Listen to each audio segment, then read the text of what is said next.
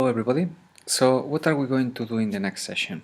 If you remember, in the last session what we did was a functionality to generate a random password, and with this functionality we saw how to use loops, how to use conditions, how to use arrays, and try to put everything in a function. Okay, so it was like a little bit of everything.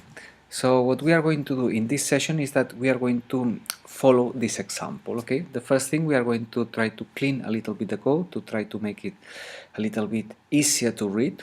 Then we are going to see more things that you can do with functions, and basically how functions deal with variables. Okay, so because there are two types of variables: the variables that are defined or are created inside the function, so that is what is called local variables, or the variables that are outside the function, something that is called global variables.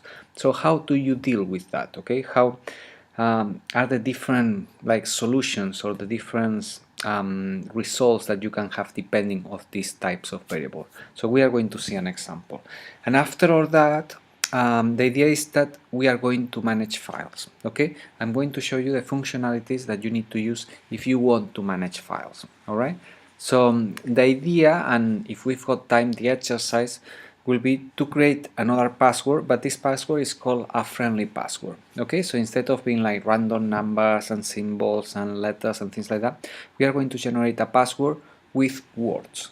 Okay, so it's something that is called friendly password because it's easy to remember. Okay, so you've got a word instead of random numbers.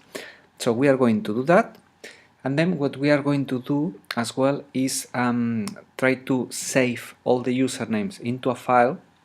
So then the idea is that the client, or the user is not going to repeat the same username. So if we put all of them in a file and the user is asking for one username that is on this file, we are going to send an error message, or what we can do is that try to find one that is not there, okay, and give them this new one to the person that is asking for the password and for the username.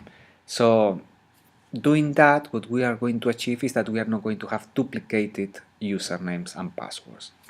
Okay, so that's the idea. Basically, continue with loops, see a little bit more of functions, and then try to start with the managing of files, okay, and try to do an exercise with that. Okay, all right, so I see you on Monday. See you later.